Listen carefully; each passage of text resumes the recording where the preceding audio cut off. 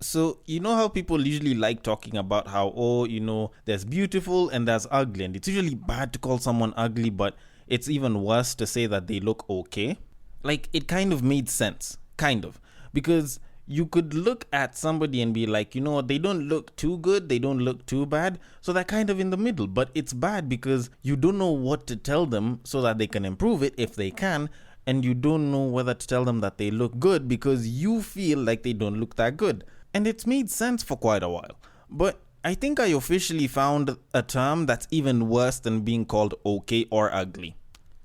Ladies and gentlemen, I present to you the term medium ugly. Yep, medium ugly. There, I've said it. It sounds even worse than being told that you look okay, and it's even more confusing because now it makes it sound like you're calling the person ugly and yet you're not really calling them ugly.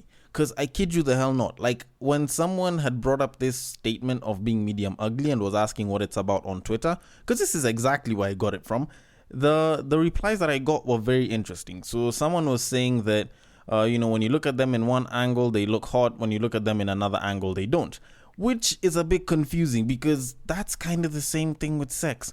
Like, think about it. Like, when a shorty is like laid flat on her back and then, you're lifting up from the hips and like the titties are all to the side like some hazards and it's exposing the franchise of a double chin that's right next to her neck, it's not like she looks like she's the finest thing alive.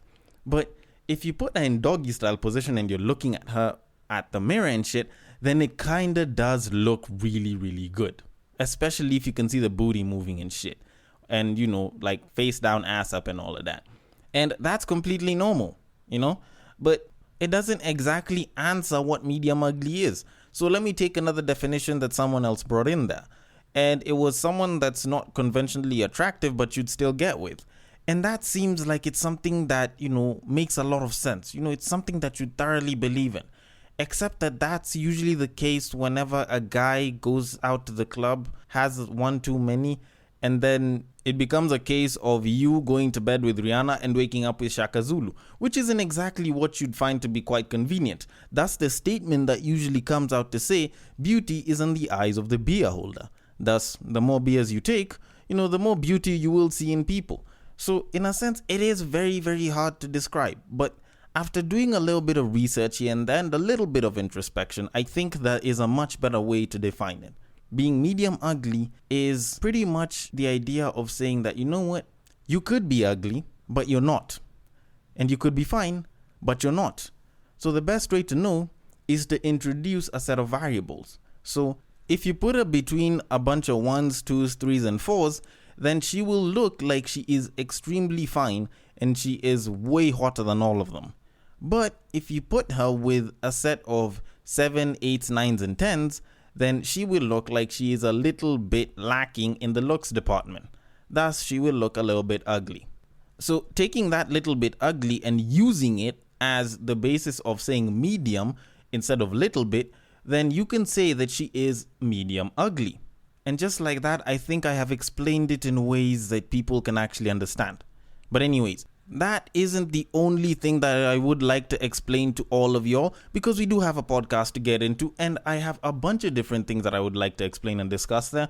So we might as well start things in our typical fashion, which is...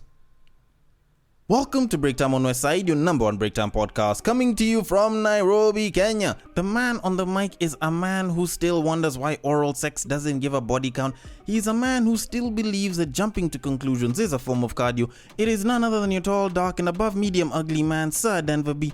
The show is Tweetstreet, the show where we take a deep dive into Twitter, pull up a couple of tweets, and break them down a little bit. Now, as usual, the drill is pretty simple. And normally when I start saying that, you already know what the drill is like, because I repeat it the same exact way each and every episode of Tweetstreet, where if you want to send your tweets for me to discuss, if you want to send someone else's tweets for me to discuss, then the drill is right there. It's simple, it almost sounds like a song, and I can even say it to a beat. And it goes like this. You see that tweet, you like that tweet, you want us to discuss that tweet, you send that tweet. You send it to the DMs of @BagakaTheD, which happens to be my personal Twitter handle, where I will take them and handle them accordingly from there. On Facebook and on Instagram, if it happens to be one of them screenshots, if it happens to be one of those screen grabs that just so happen to have ended up there, then you send it to at Breaktime on Westside on Facebook and at Breaktime on Westside on Instagram. The DMs are always open and I will take them and handle them accordingly. Now, I do want us to get to the main tweets of today, and I want us to start off with the patriarchy. Now, I don't exactly believe in the patriarchy because to a certain degree, it makes it look as though men are always in the position of power and women are always suffering. And because of that definition of patriarchy, I can't believe in it because it relates to a very, very tiny minority of men being represented as the majority and ignores the fact that there's women that also get into power and that matriarchies have existed since time immemorial. But that said, the reason why I'm talking about it is because there was a video that was posted up on Twitter about a certain guy who usually on a day-to-day basis, because he is studying at law school, usually goes out of his way to make life as convenient as possible for his breadwinning wife. Now, I'm gonna play the audio track for you guys because even without the video, I think it'll make sense because it describes everything. And I'm gonna break down why I think that this is a viable thing for people to do, but it's only something that can work in the short term. So let me play it for you guys. Sorry, tough guys. Welcome back to a day in the life of a stay-at-home husband. You better check your misogyny at the door because we're going on a business trip. Here, Queen, you dropped this. We got in pretty late last night, so I wanted to make my wife's morning special. I headed over to Joey's and got her some flowers. These represent the bright and budding future of equality. Next, I headed to a local female-owned bakery and got some coffees and croissants for her and her coworkers. Yeah, hi, Uber for the HBIC? I chauffeured her to work, then dropped her off. Don't forget those coffees, boss. Then I sat alone with my thoughts all day until she was done at work. She labors hard, but not this weekend. Follow to end the patriarchy. So, honestly, I felt as though that video, or at least, the clip in and of itself, almost felt like a bit of a troll. But I'm not gonna lie, the guy does sound like a very, very sweet human being. Now, while I don't necessarily have an issue with him and or his marriage, there is something to be said about the comments that went around this. And I'll even highlight one that I found to be particularly interesting. And it says, and I quote, "Men want women to do this, but they don't want to end patriarchy because they know they benefit from it. While she works, he actually does housework and he invests in getting her to and from work. Most men want this but don't want to do anything." Okay, alright. Now, let me start by addressing something very interesting in this. Now, this guy is studying to get into the law profession. So he's in law school right now. So you could say that this is something that is for the time being. And if anything, the fact that it's for the time being means that he can go and he can do it to his absolute best, because the minute he gets into the law profession, because anyone who knows about lawyers and, just going into the profession of law knows very well that for you to succeed in that field, it's long nights, early mornings, and you'll pretty much be just working the entire time. Now, if this guy is doing this for the few years that he's gonna be in law school and then he finishes and becomes a lawyer and he works towards top-notch level, then it means that she's gonna be enjoying these benefits all the way till this guy becomes a lawyer. All right?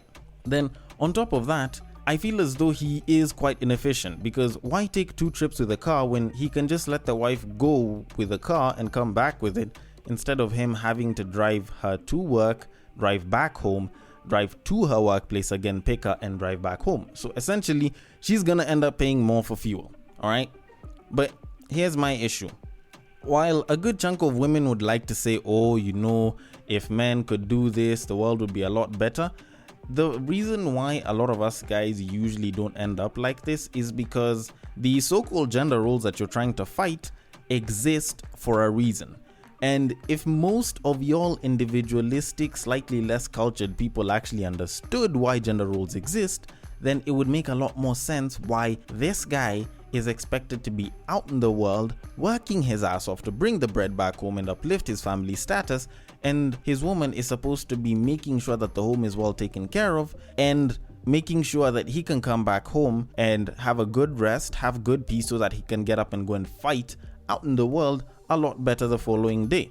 Now, I'm not saying that there's anything wrong with these people's agreement. Like, their particular marriage for the guys in the video, it seems pretty good. They're working, and for one's weakness, the other's strength is coming in to fill in.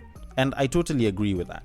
But my issue is, when it gets to the point whereby you find that, God forbid, both of you are out of your jobs and you're just staying at home and there's a problem getting food, or you guys don't have money, who do you think is going to be to blame out of the both of you?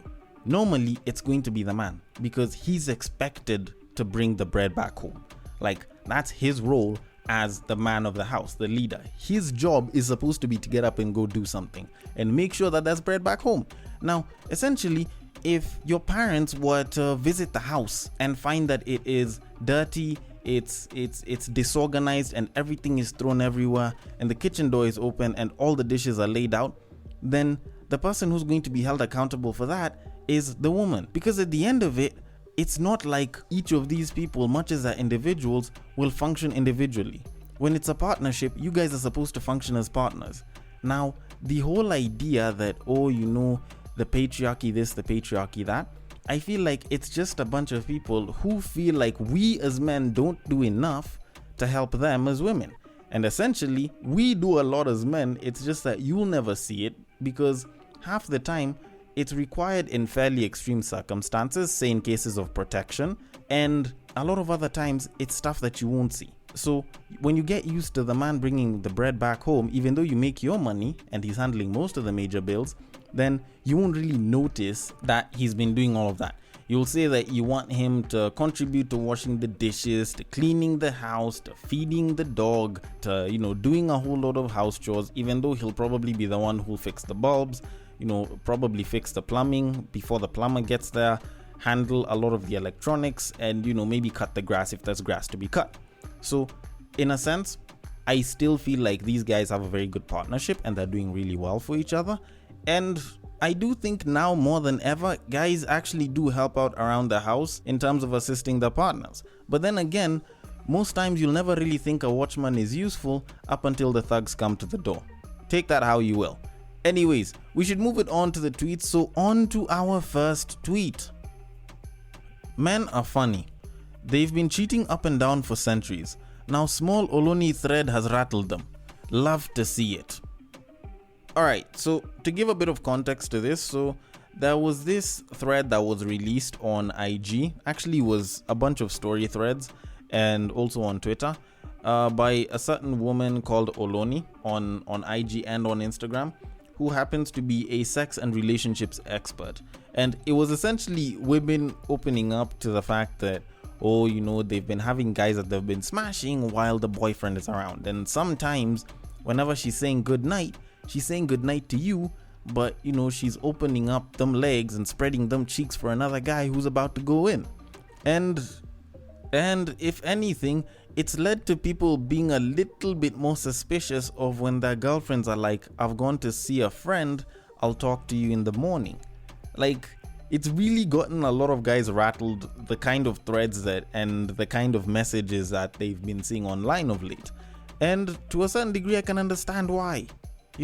Especially for us guys that don't look into the details of where our girlfriends or our wives are as to, who it is that they're talking to and shit. Well, it does kind of rattle us quite a bit. And when you look at a woman saying that, us guys are rattled by small stories of cheating, yet we've cheated for centuries, I feel like a lot of people do get it wrong, because centuries ago, it wasn't cheating. Like, I was talking to Maurice Madeka, the sex therapist, who I had on Fan of a Fan episode 9 and 10, which you should go and listen to, and he actually made that abundantly clear to me this past weekend. Because he was like, for cheating to exist, monogamy also has to exist. And back in the day, monogamy wasn't really a thing. Like, monogamy in the African context is something that came up, I don't know, maybe 50, 60, 70, 80 years ago. And when you look at the rest of the world, monogamy wasn't a thing up until the last, I don't know, maybe 200 years or so. Like, people were a lot more polygamous back then. So you can't really say that we've been cheating for centuries. Then also, my biggest issue with this is that people are pretty much talking about, because we did it and we're worse, then the bad should be accepted. And I honestly don't believe in that. Firstly, because I don't think that men cheat more than women or men cheat a lot more than women. I just think that men are a lot easier to discover. and women are a lot more secretive and they know how to keep shit to themselves. When they're fucking a guy on the side, it's not like the guy is gonna start talking to the main dude the same way the side chick is gonna start doing. So it's even easier to conceal as opposed to the guys. Then secondly, and this is probably the more important bit of this, just because one person is doing something bad or something worse doesn't mean that if you do something bad, you're automatically vindicated from it. Like, you're not any better off because you're doing it to a lighter extent. If it's bad, it's bad. We need to start accepting this, alright? So, in all truth, if the cheating is bad, then it's bad. Stop trying to compare the fact that, men were cheating more supposedly versus women are cheating now. If y'all are cheating and it's unacceptable to you in your community, then you shouldn't be cheating, period. Stop doing bad things because other bad people are doing them. That just means that you're following the crowd, and that's completely wrong, and it means that you have no brain of your own. But anyways, that being said, on to the next tweet. Please don't settle for me and give me a might as well marriage. If you truly feel that's better for you out there, I want you to go get it. I'll be alright, LOL. Now, unfortunately, this might actually end up being a reality. Like, this was actually a woman who posted this up on Twitter, and I'm sorry to say this, but this is actually a huge reality for a lot of people. Because regardless of gender, you'll find that a lot of men and a lot of women usually settle when it comes to marrying. Like, there's a ton of reasons because of it on both sides, but most times people usually settle. Like, people usually talk about women settling for the nice guy or settling for a certain guy, but men settle too. Like, it's a fact that people don't like to acknowledge, especially nowadays with the whole MGTOW movement and, making sure you choose the right woman. But in reality, a lot of men do settle. And you find that a lot of men settle because they find themselves at a point in time where the community, the family is expecting him to marry. The clock for his goal of getting married is coming near.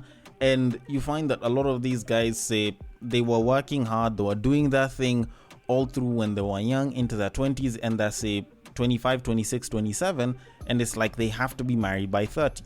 So by that time, they need to have started looking for somebody to get into a serious relationship with. And if there's a girl over there who just seems to be hanging on for dear life, who hasn't chosen to let go of this guy, or has chosen to, get in bed with him and stick with the guy, then you'll find the guy choosing to settle down with this woman, sometimes out of his own doing, but at other times out of the influence of people such as family and friends. And it's something that happens quite normally.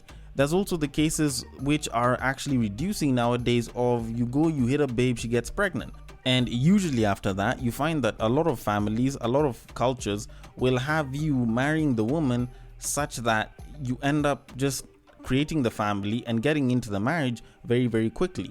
So that, you don't bring quote unquote shame because there's a single mother or you have some child of yours that's busy running around without the community's knowledge. And that actually does tend to happen quite a bit. It is reducing nowadays, which has actually shown in the rise of single mothers and in the rise of single families and baby mamas and baby daddies, but it is something that is still practiced, especially with conservative communities and societies. But all in all, the truth is a lot of people will settle. Your partner for life might end up settling, but if they don't settle and you are the person that they felt is the most perfect that completes them, then you are very, very lucky, because that doesn't happen very often. But at the same time, it doesn't mean that just because somebody chose to settle that they made a bad decision, or that they'll treat you badly, or that they'll always look at someone else and be like, I wish I was with them. Sometimes people just choose to settle and they're like, you know what?